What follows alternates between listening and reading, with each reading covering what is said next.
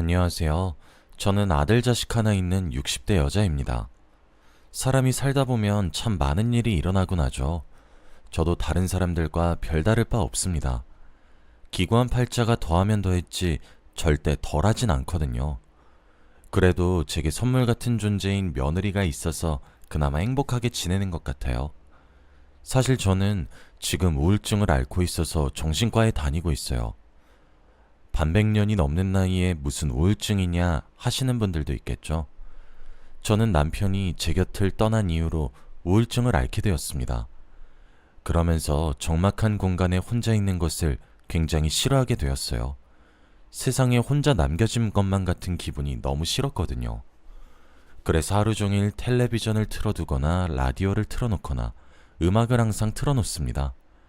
솔직히 이 정도 나이가 되면 친구도 곁에 별로 없어요. 그러다 우연한 기회로 이렇게 사연을 들어보게 되었는데 참 사는 얘기를 듣는 듯한 재미도 있고 이야기도 즐겁게 느껴지고 외로운 듯한 느낌이 전혀 들지 않더라고요. 그래서 저도 제가 살아온 이야기가 누군가에게 제가 받았던 위안이 되었으면 하는 마음에 이렇게 글을 쓰게 되었습니다. 그냥 이런 삶도 있구나 하고 알아주시기만 하시면 됩니다. 저와 남편 사이에는 아들 자식이 하나 있습니다. 아들은 남편을 꼭 닮았어요. 외모뿐만 아니라 성질도 판박이었어요. 남편과 저는 아들을 정말 금이야 오기야 하며 길렀습니다. 원래 저와 남편은 아이를 적어도 셋은 낳을 생각이었거든요. 그런데 제가 아들을 출산하던 그때 응급수술을 하게 되었습니다. 자연분만을 시도했었지만 잘 되지 않았고 무엇보다 제 자궁과 몸이 무척이나 허약했죠. 산모였던 저와 아이의 목숨 둘 다 위험해서 응급수술로 아이를 출산하게 되었고 그 과정에서 저는 자궁을 드러내야만 했습니다. 둘째든 셋째든 더 나을 수 없는 몸이 되었죠. 여자에게 자궁이 사라진다는 의미는 생각보다 참 많은 의미가 부여되더군요. 수술이 끝나고 정신을 차린 이후 수술 결과를 듣다가 참 많이 울었습니다. 갓난쟁이인 아들 탓도 했었어요. 그리고 절 이렇게 약하게 낳아주신 친정 탓도 했죠. 다른 여자들은 아이들을 잘만 낳는다고 하는데 왜 저에게만 이런 일이 벌어지는 것인지 목 놓아 울기를 며칠, 아들을 만나는 것도 거부하고 그랬었죠. 그때 남편이 제 손을 꼭 쥐어주며 자신에게 제가 얼마나 소중한 사람인지 알고 있느냐고, 응급수술을 해야 한다는 말을 듣고 긴급하게 수술이 시작되었을 때 절 잃을까 걱정되어 얼마나 걱정했는지 아느냐고, 그깟 아이들이 뭐냐고, 제가 없으면 나는 어찌 살아야 하느냐고 그러니까 괜찮다고 하며 저를 꼭 안아주며 위로해줬어요. 그런데 그 말이 참으로 진부하기도 하고 뻔하다고 여겨질 수도 있지만 그 어떤 말보다 위로가 되었습니다. 그렇게 저는 현실을 받아들였고 아이를 안아보기 시작했어요. 막상 아들을 안아보니 가슴이 벅차오르고 참으로 미안하더군요. 그렇게 우리 세 식구는 화목하게 살아가고 있었습니다. 아들은 남편을 닮아 그런지 똑똑했고 착했고 자상했습니다. 어떨 때는 든든한 아들처럼 제 버팀목 역할을 자처했으며 어떨 때는 딸처럼 애교를 부리곤 했죠. 그렇게 작고 귀여웠던 갓난아이는 빠르게 커가기 시작했고 어느새 청년이 되었어요. 대학교를 졸업하고 취업한 지가 엊그제 같았는데 곧 결혼하고 싶다는 여자를 저희에게 데려왔죠. 사실 아들이 데려온 며느리감으로는 전혀 마음에 들지 않았습니다. 며느리감이라며 소개받은 그 처자는 선천적으로 몸이 약했어요. 태어났을 때부터 심장이 많이 안 좋아서 약을 매일 복용하고 산다고 하더군요. 그렇게 아픈 여자와 결혼하겠다고 하는데 아들 가진 어떤 부모가 쌍수 들고 환영하겠습니까? 겉으로는 멀쩡해 보여도 말이에요. 당연히 제 눈에 차지 않았습니다. 제 아들보다 나은 조건 하나 가진 것이 없는 데다가 하나뿐인 몸마저 그러니 나중에 아이는 어떻게 낳을 것이며 노년엔 함께 지낼 수 있을지 없을지도 미지수로 보이니까요. 당연히 저는 결혼을 반대했습니다. 하지만 아들은 절 끊임없이 설득시키려 했습니다. 몸만 약할 뿐이라고요. 평생 조절하는 약을 먹으며 사는 것 뿐이라고요. 그 말에 저는 그게 가장 큰 문제라고 이야기를 했더니 아들이 그러더군요. 엄마, 몸이 약한 여자가 100번 1000번 나아요. 제가 몸이 약해서 그렇지 얼마나 강한 사람인데요. 전형적인 외유 내강이에요. 배울 점도 많은 사람이고요. 그러니 이 결혼 허락해 주세요. 웬만하면 제 말을 거역하는 법이 없었던 아들이었는데 결혼 문제로 정말 난생 처음이다시피 아들과의 갈등이 생겼죠. 아들과 저의 의견 대립이 점점 커져가던 나날들이 지속이 되었던 어느 날이었습니다. 띵동 울리는 벨소리에 문을 열었더니 그 아이가 안녕하세요, 아버님, 아버님 하며 활짝 웃고 있었죠. 연락도 없이 와서 너무 당황스러워 얼어 있었는데 남편이 정신을 차리고 집 안으로 들였죠. 거실에 둘러앉아 무슨 일로 왔냐는 제 말에 대꾸하더군요. 미리 연락드리고 오지 못해서 죄송합니다, 어머님, 아버님.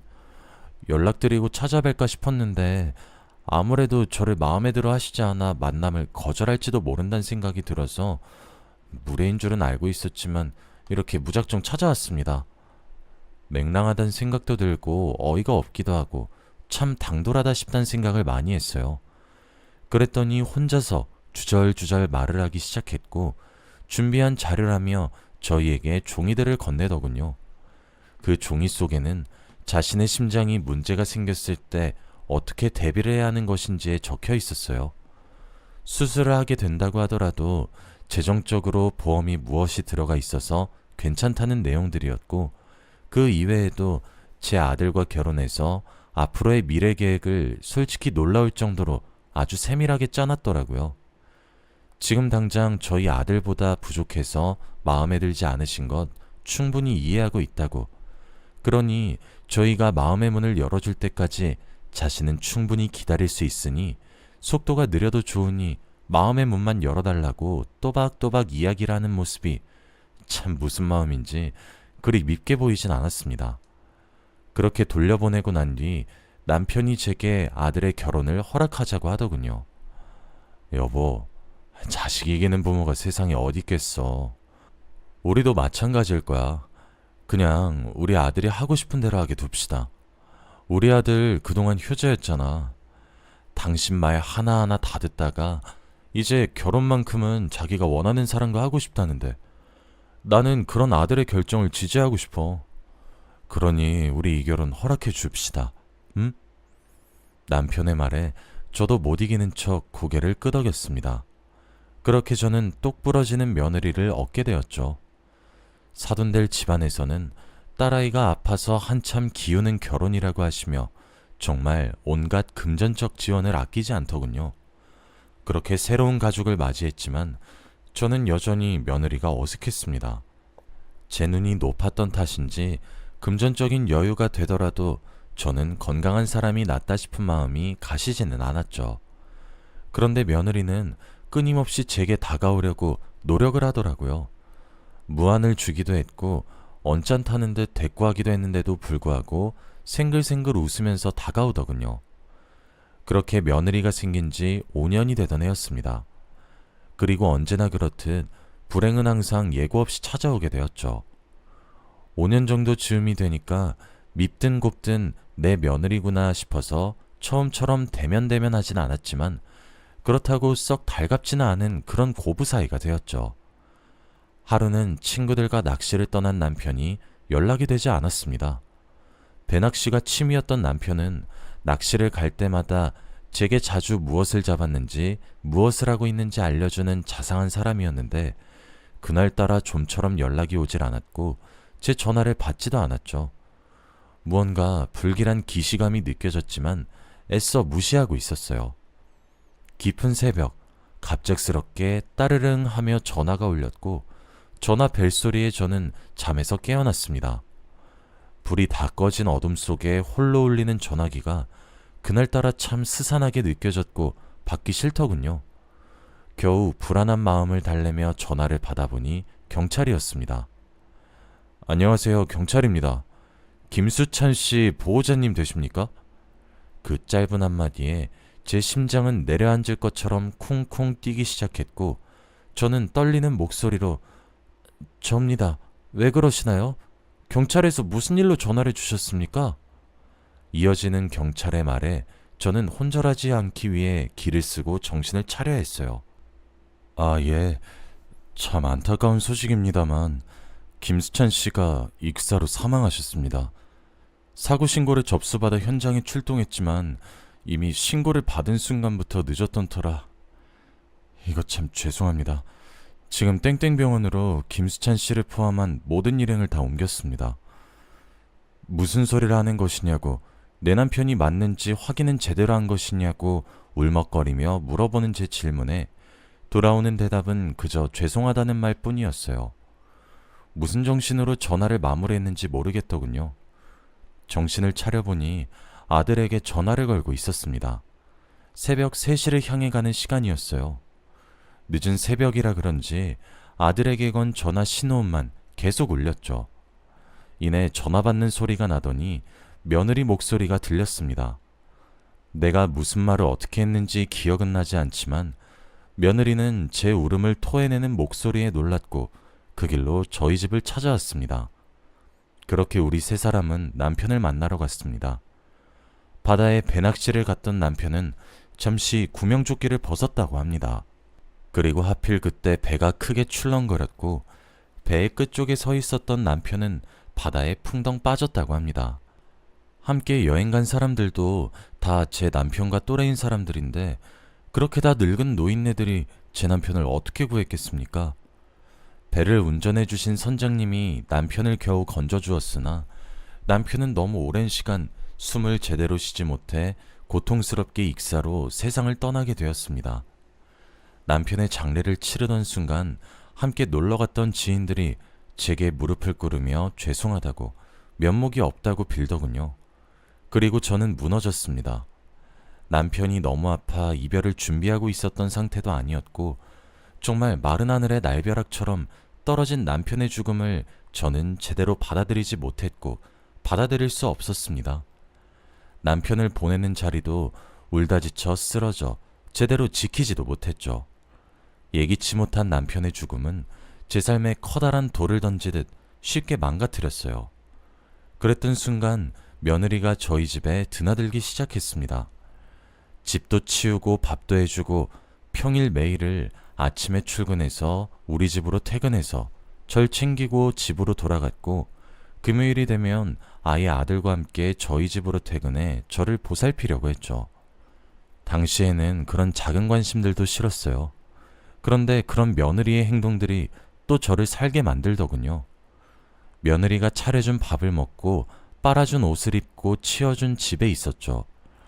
회사에 나가서도 제가 많이 걱정이 되었던 모양인지 수시로 전화를 걸어 작든 크든 소소한 이야기들을 쏟아내었고 조잘조잘 떠들어대곤 했죠.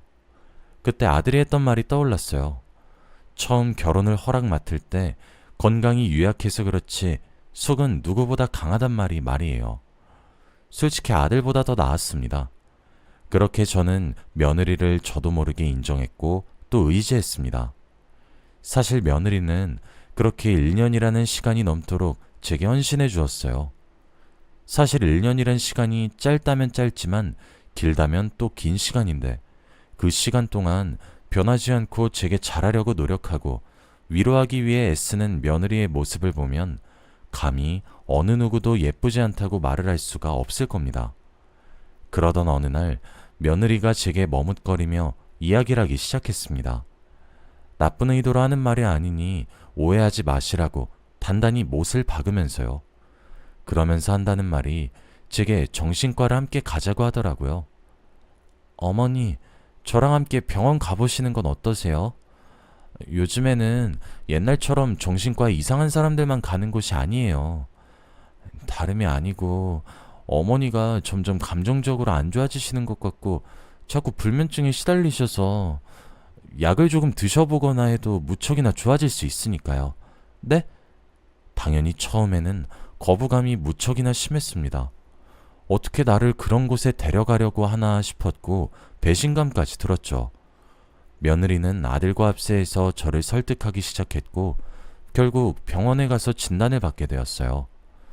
저는 우울증과 불면증에 걸린 상태였고 심리 상담이 필요한 수준이었어요.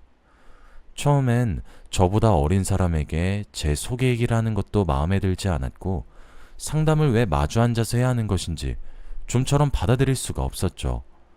제가 마치 정신 이상자가 된 듯한 기분에서 벗어날 수 없었고, 그때 다시 며느리에게 참 못된 소리도 많이 했어요. 하지만 며느리는 제 그런 변덕스러운 태도에도 늘 일관성을 유지하면서 잘 대하기 위해 노력했습니다. 여전히 밝게 웃으며 수다를 떨었고 절 위해 많은 노력을 했죠. 처음 거부감이 들었던 것이 무색할 정도로 심리 상담과 약물 치료를 통해 제 우울증과 불면증은 정말 많은 오전이 되었고, 저도 점차 좀 더 능동적인 생각을 할 수 있는 상태가 될 수 있었어요.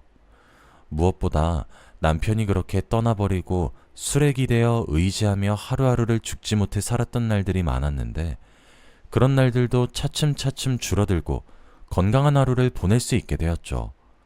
그때 며느리를 바라봤는데, 며느리도 그 기간 동안 참 마음고생이 많았단 것이 느껴졌던 게 많이 늙었구나 싶더군요.